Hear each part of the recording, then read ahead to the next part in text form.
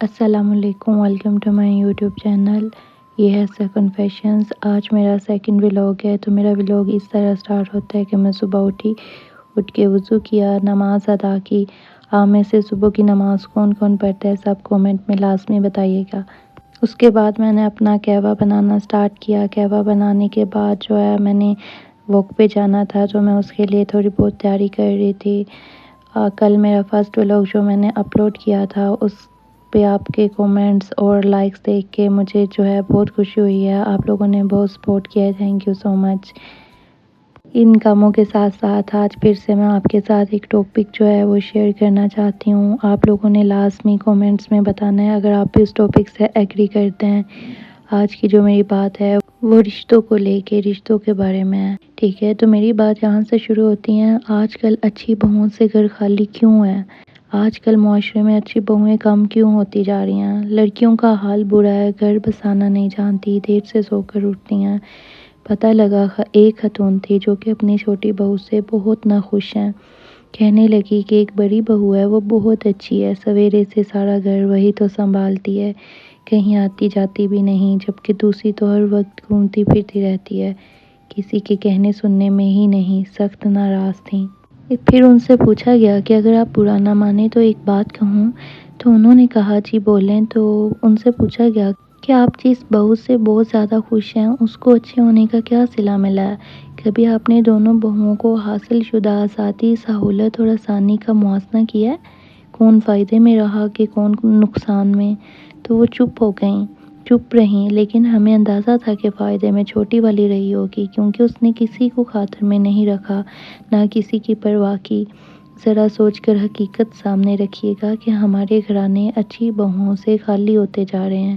تو اس کی بہت سی وجوہات کے ساتھ ایک وجہ یہ بھی ہے کہ اچھی کا حشر دیکھ کر دوسری بری بننا پسند کرتی ہے، کیونکہ معاشرے نے با اخلاق لوگوں کو اپنے لحاظ، مروت، خلوص کی وجہ سے خوب رگڑا ہے۔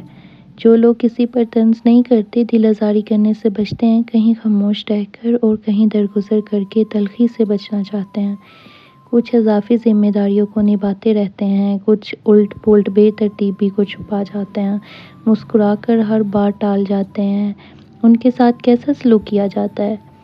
آپ اپنے ارد گرد دیکھیں کہ گھر کا خاموش فرمائش نہ کرنے والا بہن بھائی، اپنا حق چھوڑ دینے والی اولاد، صبر و شکر سے گزارا کرنے والی بیوی اور معاف کرنے والا ذمہ دار شوہر، معاملات کو خوش اسلوبی سے نبھانے والی ساس یا نند، سب کی ذمہ داریوں کا بوجھ اپنے کندھے پر اٹھانے والی مصروف بھابی یا بہو، ایمانداری سے کام کرنے والا باصلاحیت ملازم۔ تو ہم ان سے کیسی کیسی قربانیاں طلب کرتے ہیں، اس کے باوجود ہم میں سے ہر ایک کی طاقت کا استعمال اور زبان کی تیزی انہی اچھے لوگوں پر کمزور سمجھ کر استعمال ہوتی ہے۔ ہم ان کی اچھائیوں کو اپنا حق سمجھتے ہیں، دوسری طرف منہ پھٹ مارنے پر اترنے والے، اینٹ کا جواب پتھر سے دینے والے، دوگلی صفت سے ہر ایک کو خوش رکھنے والے ہر دفعہ یہ بچ جاتے ہیں، ہمیشہ فائدہ اٹھاتے ہیں۔ معاشرہ اخلاق سے پیش آنے والے کو دھتکارے گا، ان کی اچھائیوں کو کمزوری سمجھے گا، ان سے ناجائز فائدہ اٹھائے گا۔ ہمارے نزدیک اخلاقی قدروں کی کتنی عزت ہے، یہ بھی سوچئے کہ کتنی ہی زیادتیاں ہیں جو ایسے لوگ چپ چاپ خاموشی سے سہ جاتے ہیں۔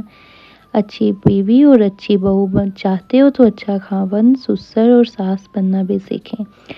یہ جو میں نے آج آپ کے ساتھ ٹاپک شیئر کیا، یہ جو ہے میرے خیال سے آج کل کے بہت بڑے ایشوز کا مین ٹاپک یہی ہے، نہ لڑکیاں سمجھتی ہیں اور نہ ہی سسرال والے سمجھتے ہیں۔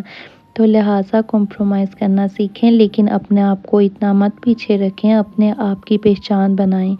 کسی کے آگے گر جانا یا اپنے آپ کو ختم کر دینا یہ کوئی زندگی نہیں ہے۔ اگر آپ میری اس بات سے ایگری کرتے ہیں تو کومنٹس میں لازمی بتائیے گا۔ اللہ حافظ، تھینک یو سو مچ۔